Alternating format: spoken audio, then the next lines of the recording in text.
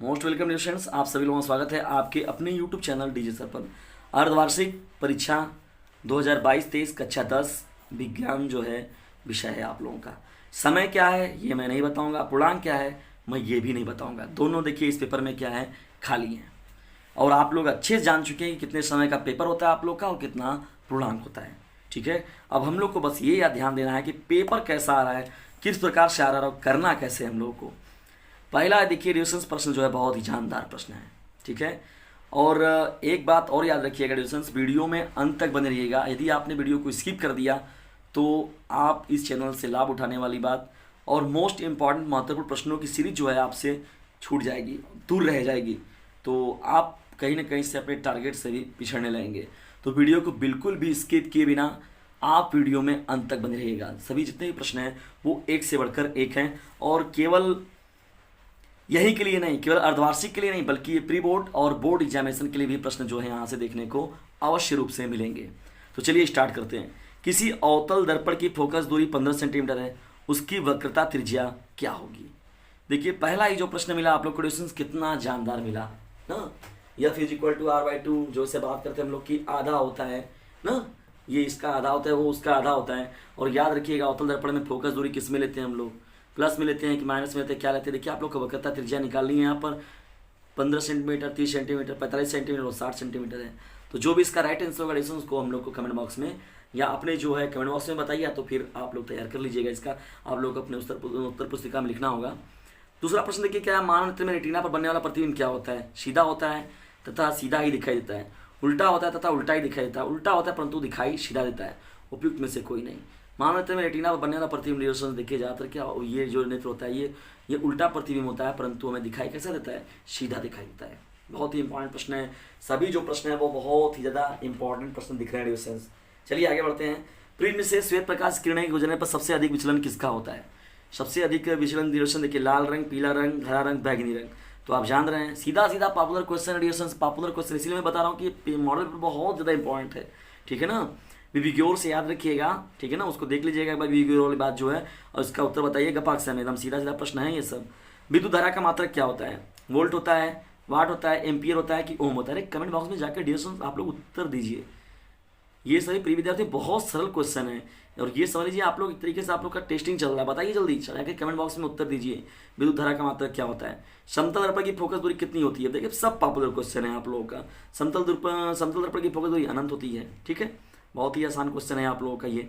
स्वस्थ नेत्रों के निकट बिंदु होता है, अनंत होता है, 35 सेंटीमीटर होता है, 30 सेंटीमीटर है, 25 सेंटीमीटर होता है। कितना पॉपुलर क्वेश्चन है ये, सीधा सीधा ऊपर से ही आप लोगों से पूछ दिया जा रहा है। अब इसको भी आप लोग नहीं बताएंगे तो कैसे प्रश्नों को बताएंगे बताइए। निकट दृष्टि दोष में क्या होता है।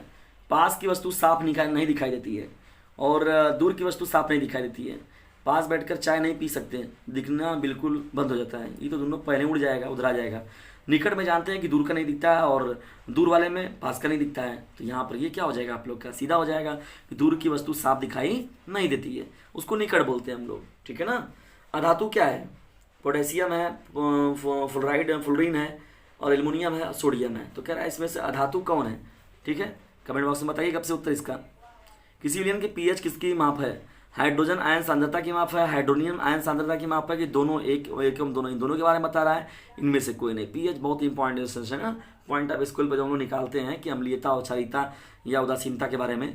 विरंजक चूर्ण का रासायनिक सूत्र क्या होता है। Na2CO3 10H2O CaOCl2। Bleaching powder ना, ब्लीचिंग पाउडर की बात हो रही है, विरंजक चूर्ण यानी OH के हो गया यहाँ पर K2CO3। तो चारों में से गप से उत्तर देखे बताइए। देखिए यहाँ पर जो है बहुत ही सरल ये पेपर का सेशन चल रहा है डिवीजन, तो बहुत ज़्यादा इंपॉर्टेंट भी है। और आप कमेंट बॉक्स में इसका हमें उत्तर लाइन से बताइए सबका। ठीक है, तभी मजा आएगा। शुद्ध जल का पीएच मान क्या होता है। 0, 1, 7, 14। बहुत सरल प्रश्न है, गप से बताइए इसका उत्तर। निम्न में से कौन सी धातु साधारण ताप पर जल से अभिक्रिया करती है। कापर हो गया, लोहा हो गया, जस्ता हो गया, सोडियम हो गया। लोहे पर जंग लगना किस प्रकार की क्रिया है। ऑक्सीकरण है, अपचयन है, उदासीनीकरण है, इनमें से कोई नहीं। ये भी बहुत ही पॉपुलर क्वेश्चन है डिविजन्स, बहुत ही पॉपुलर।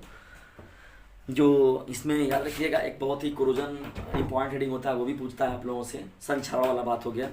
वर्णात्मक प्रश्न देखिए डिविजन्स हो गया। ख प्रश्न की हम लोग आ रहे हैं। दूरदृष्टि दोष किसे कहते हैं और कारण और निवारण लिखिए। भाई जाहिर सी बात है, महात्मा बुद्ध जी की एक बात बड़ा बढ़िया से याद आती है इस दोष पर कि दुख है तो दुख का कारण है, और कारण है तो निवारण है।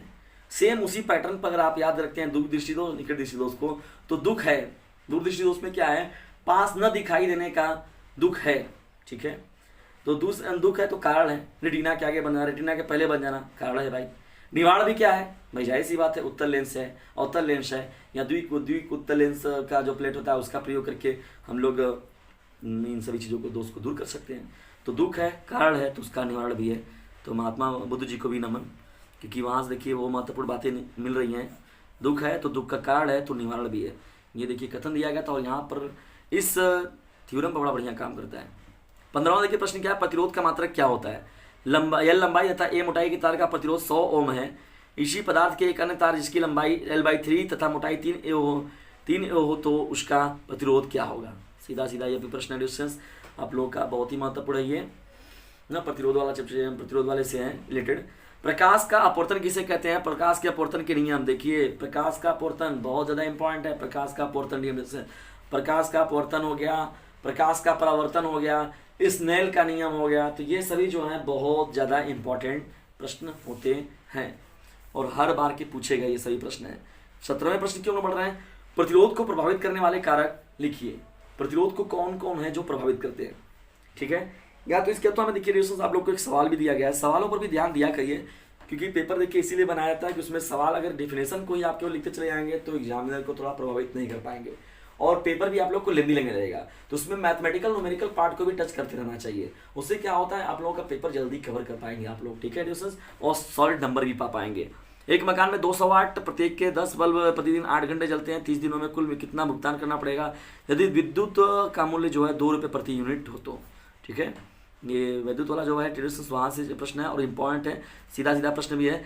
रासायनिक अभिक्रिया से आप क्या समझते हैं, रासायनिक अभिक्रिया के प्रकार लिखिए। पहला ही चैप्टर देखिए आगे रसायन वाला भाग हो गया, तो रासायनिक अभिक्रिया से आप क्या समझते हैं और उसका जो प्रकार है उसके बारे में हम लोग को बताना है। 19वां हम लोग का प्रश्न है, उदासीनीकरण अभिक्रिया से आप क्या समझते हैं, उदाहरण सहित स्पष्ट कीजिए। पॉपुलर क्वेश्चन है ये भी। 20वां प्रश्न है, 20वें का निस्तापन तथा भर्जन में अंतर स्पष्ट कीजिए। निस्तापन भर्जन हो गया, इनके बीच में अंतर या तो इन दोनों के बारे में पूछ देता है, टिप्पणी के लिए भी डिस्टेंस याद रखिएगा, इंपॉर्टेंट प्रश्न है। ख प्रश्न, खनिज और अयस्क में अंतर लिखिए, बहुत ही पॉपुलर है, इनका डेफिनेशन भी पूछ सकता है। धातु परिष्करण, धातु कर्म के क्या क्या चरण है निम्नलिखित को बताइए। तो किन किन चरणों में देखिए धातु कर्म की प्रक्रिया होती है ना, अशुद्धियों को दूर करना, अयस्क से धातु के मतलब अशुद्धि जो अशुद्धियाँ होती है उनको कैसे कैसे हम दूर करते हैं, क्या क्या उसके धातु कर्म कहते हैं उसको हम लोग, तो इसके लिए क्या क्या चरण का प्रयोग करते हैं हम लोग को इसको बताना है धातु कर्म में ना। अब ये जो फिजिक्स हो गया और केमिस्ट्री हो गया, भौतिकी और रसायन के बाद अब आता है आप लोग का तीसरा जो भाग बचता है जीव विज्ञान का। तो जीव विज्ञान के भी आइए महत्वपूर्ण प्रश्नों को देख लिया जाए, और डियर स्टूडेंट्स कमेंट बॉक्स में आप लोग जो बहुविकल्पी प्रश्न मैंने बताया उसका आंसर जरूर दीजिएगा, और जो ये प्रश्न है इनको करने का प्रयास कीजिएगा। यदि इसका सॉल्यूशन चाहिए तब भी कमेंट बॉक्स में आप लोग जाकर उत्तर जरूर दीजिएगा कि हाँ सर इसका उपलब्ध करा दीजिए हम लोग को सॉल्यूशन। और डियर स्टूडेंट्स जो मैंने नंबर दे रखा है 950 690 285 7, डिस्क्रिप्शन बॉक्स में जाइए वो नंबर मिल जाएगा आप लोगों को, और उससे खुद भी लाभान्वित होइए और दूसरों को भी लाभान्वित कीजिए। कुछ नहीं करना है, बस एक को आपको व्हाट्सएप मैसेज करना है। बढ़ते हैं प्रश्न देखिए, पहला क्या पूछा गया, मनुष्य में लाल ग्रंथियों की संख्या कितनी होती है, 1 जोड़ी 2 जोड़ी 3 जोड़ी 4 जोड़ी। पल्मोनरी शिरा रक्त होती है दायां में, बायां में, दायां नीले में, बाएं नीले में, इंपॉर्टेंट है। निषेचन के बाद पुष्प का कौन सा भाग फल में बदल जाता है, पुंकेसर, वर्तिका, अंडाशय, बीजांड।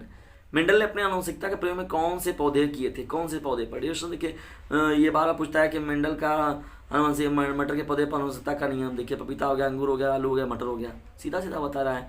पितृरस का श्रावण पेपर देखिए प्रश्न वही सब होते हैं, केवल घुमा फिरा कर कैसे आपको कंफ्यूज किया जा सकता है इसके बारे में एग्जामिनर सोचने का प्रयास करता है, और उसी में थोड़ा बहुत जो नहीं स्टडी अच्छे से किया रहेगा तो उलझ जाएगा उसी में, और जो पढ़ा लिखा रहेगा वो अपना थोड़ा सा भी अगर सतर्क रहेगा तो पेपर को चट कर जाएगा।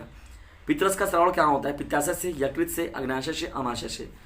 परागनली में नर युग्म की संख्या कितनी होती है, 1 2 3 और 8। तो ये भी महत्वपूर्ण प्रश्न है आप लोगों का जीव विज्ञान से रिलेटेड, ये बहुविकल्पी प्रश्नों की सीरीज चल रही है।